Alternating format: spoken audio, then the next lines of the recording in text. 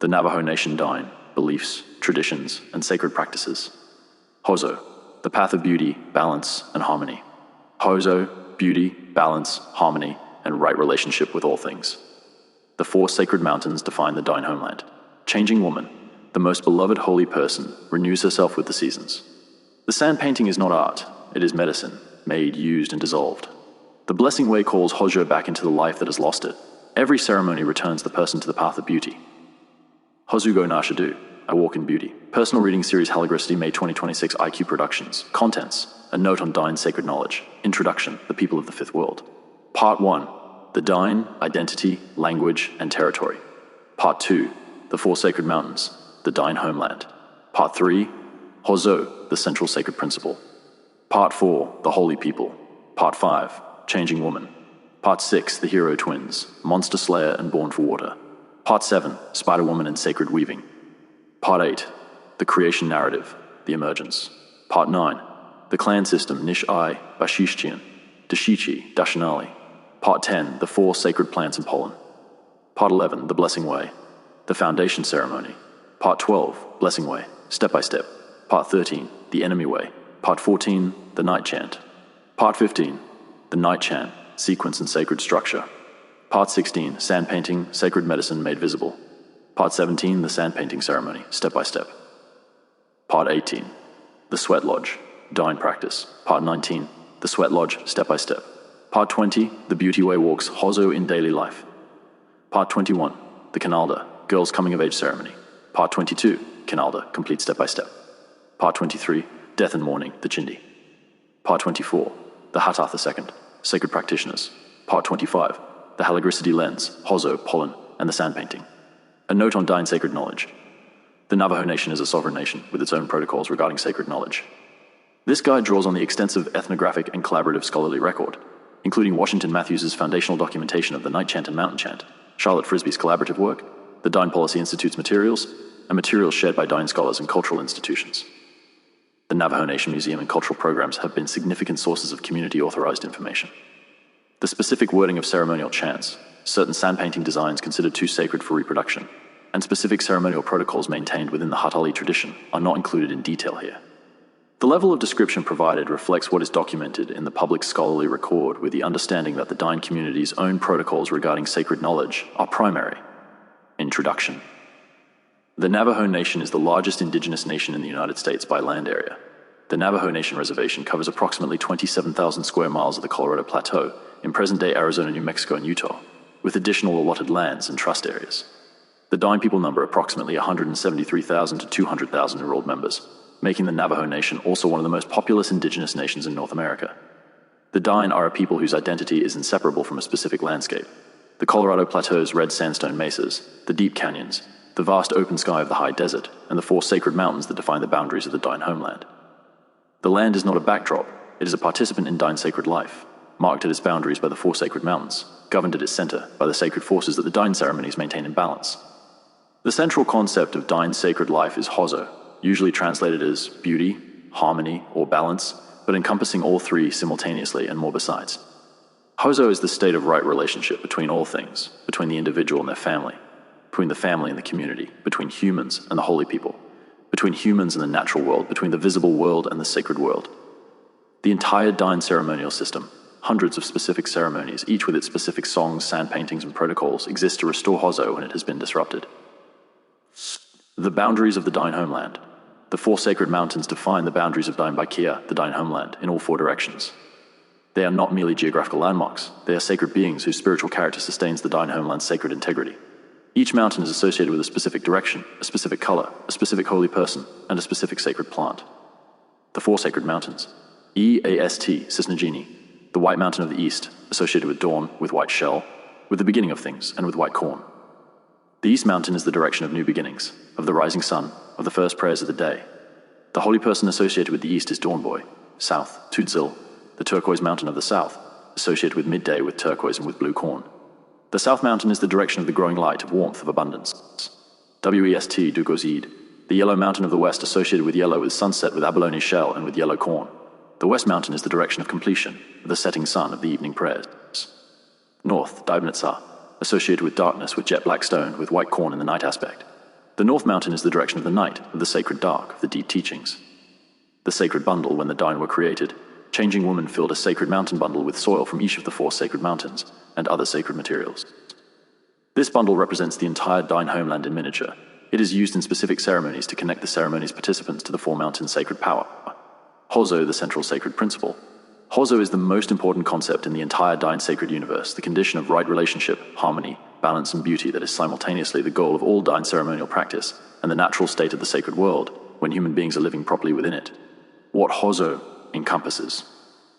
Hózhó cannot be adequately translated by any single English word. When it is called beauty, the beauty referred to is not aesthetic preference, but the specific quality of beauty that belongs to a world in right relationship.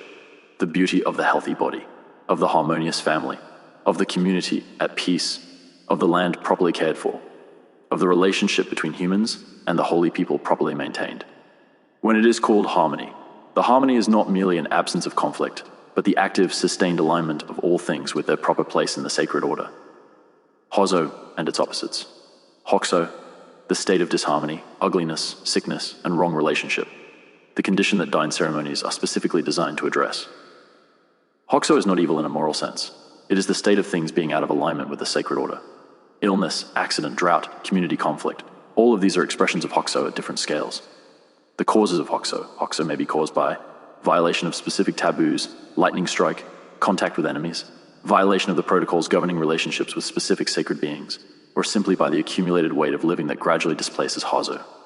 Restoring Hózhó, the Dine ceremonial system, the hundreds of specific ceremonies that exist in the tradition, all have the restoration of Hózhó as their primary purpose.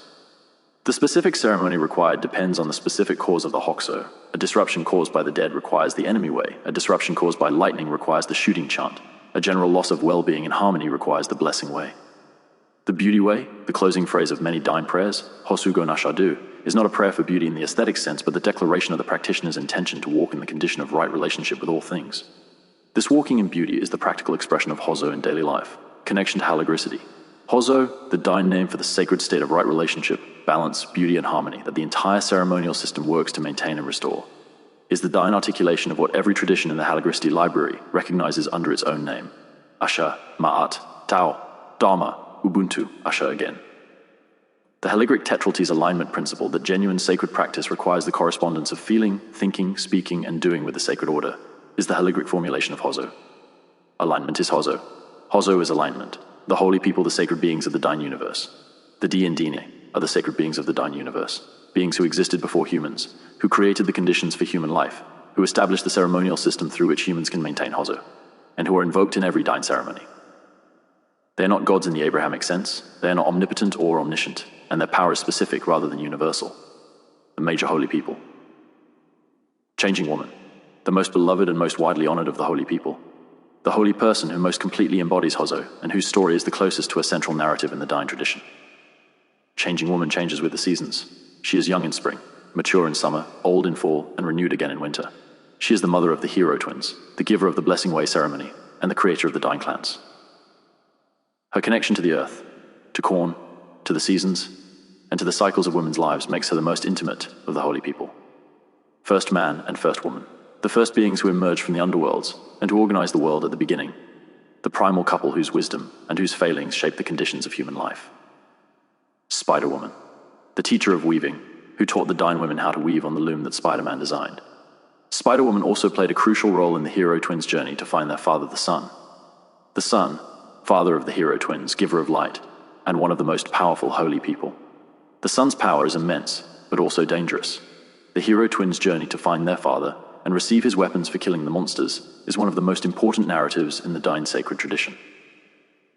The Yi, the specific sacred beings who appear in the night chant ceremony, tall masked beings who communicate through a specific falsetto cry, and who represent the specific sacred presences that the night chant invokes. The Yi are represented in the Yi Bachai dances of the night chant. Changing Woman, the most beloved holy person. Changing Woman is the central holy person of the Dine sacred tradition, the being who created the Dine clans from the skin of her own body, who received the Blessing Way ceremony from the holy people and gave it to the Dine, and whose cycles of renewal, young girl in spring, mature woman in summer, elderly in fall, renewed in winter, embody the deepest truth of Hózhó, that the sacred order is not static but continuously self-renewing. Changing Woman's sacred role. Changing Woman lives at the Western Ocean on a floating island, moving with the seasons in her own cycles of renewal.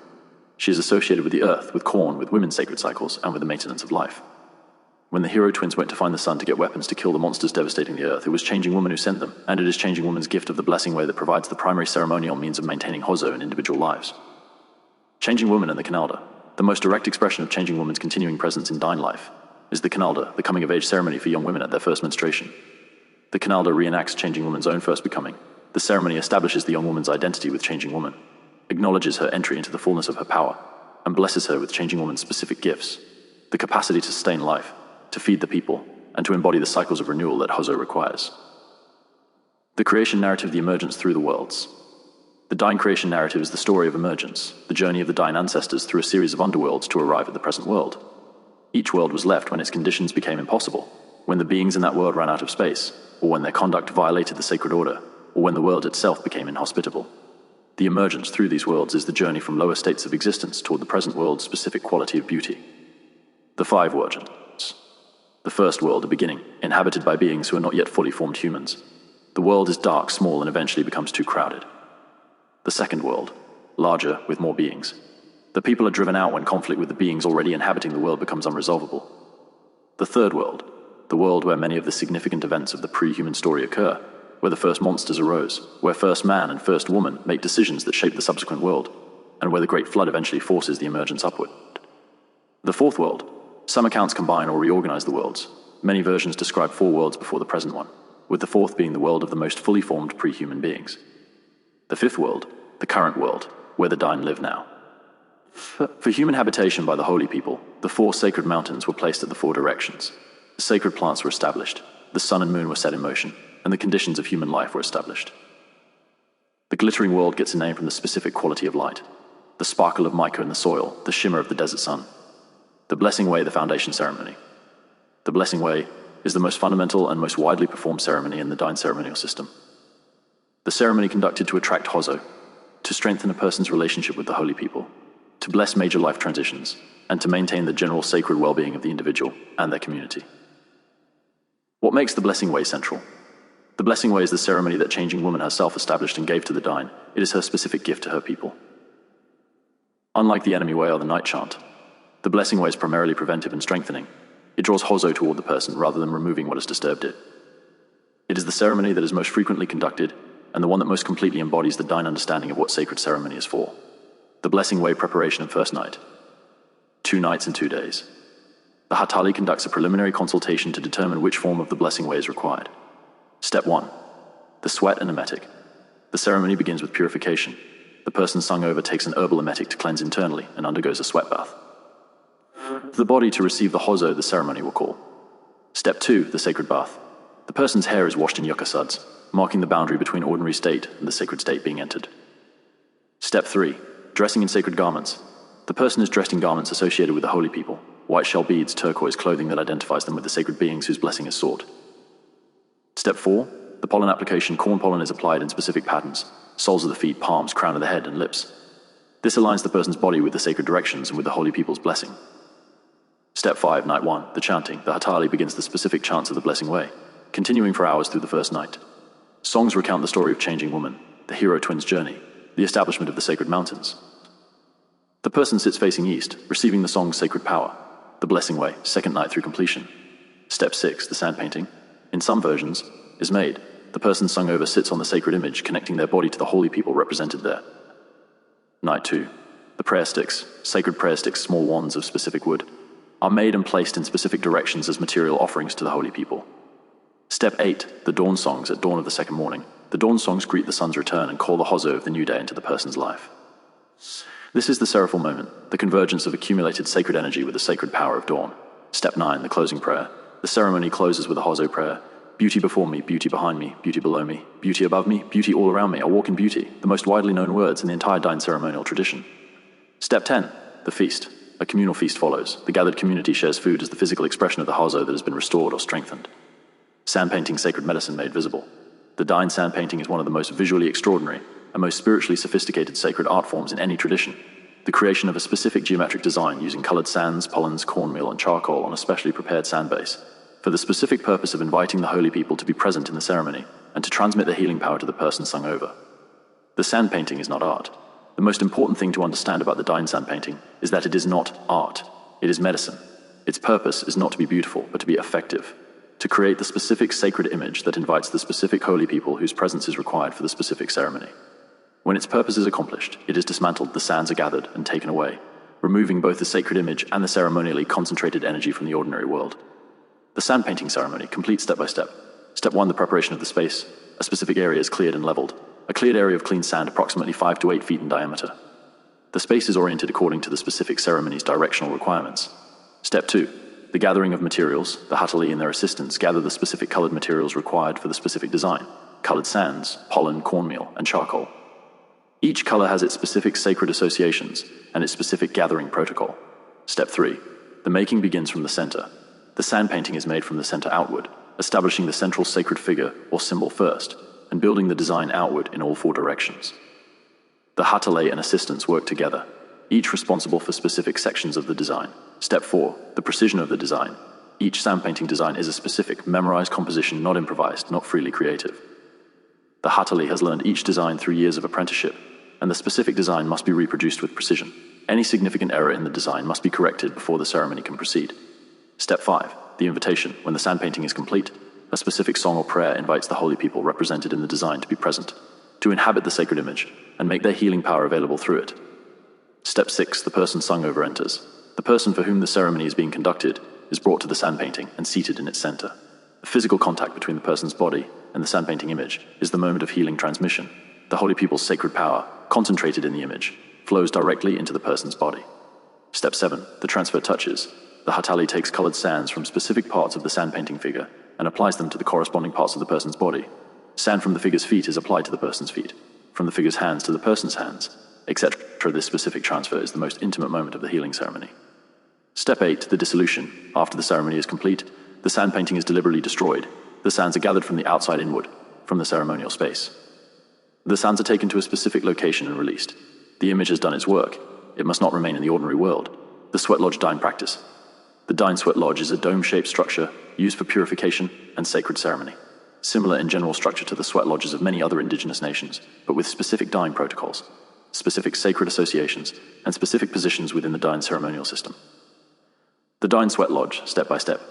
Step 1, construction. The sweat lodge is built as a dome frame of bent willows, covered with blankets or canvas. The door faces east. The central pit is prepared for the hot stones. The structure is typically small enough that occupants must sit or lie.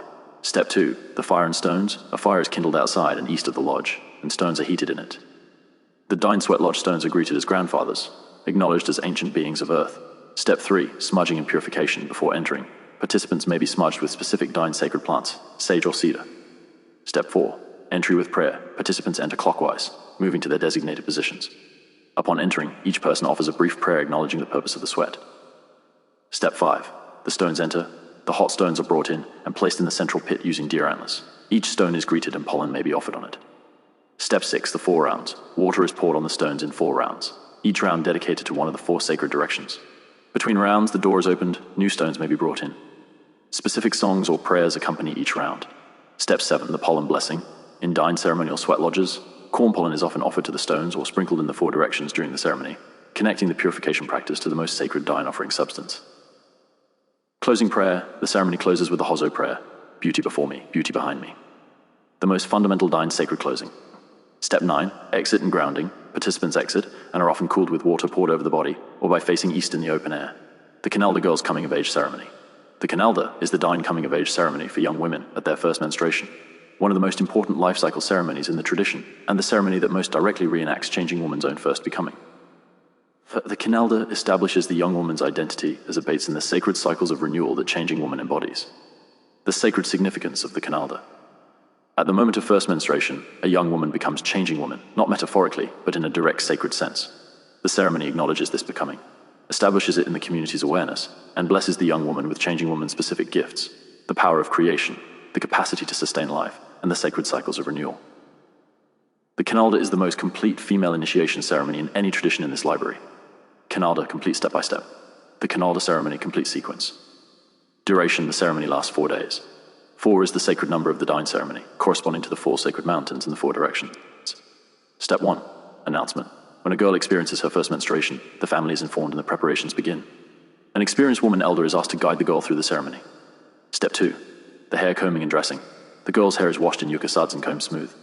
She is dressed in the full traditional dress of Dine womanhood, typically a velveteen blouse and tiered skirt with turquoise and shell jewelry, and her moccasins. This dressing is the visual declaration that she is now a changing woman. Step 3. The first run. At dawn of the first morning, the girl runs east toward the rising sun. This run is not optional. It is one of the most essential elements of the ceremony. She runs as far as she can and returns. Her running embodies the vigor of changing woman's youth, and the distance she runs corresponds to the length and happiness of her life. Relatives and community members may run with her. Step 4. The running on subsequent days. The girl runs at dawn on each of the 4 mornings of the ceremony, each run potentially longer than the last, demonstrating her growing strength. The running is the most physically demanding element and the most publicly visible. Step 5. The molding. During the ceremony, the girl's body is formally molded by the elder woman guiding her. The elder's hands press over the girl's body from head to foot, shaping her into a womanhood. This molding echoes changing woman's own first forming and establishes the girl's physical body as strong, capable, and blessed. The Canalda, steps 6 to 10. Step 6. The grinding. The girl grinds corn.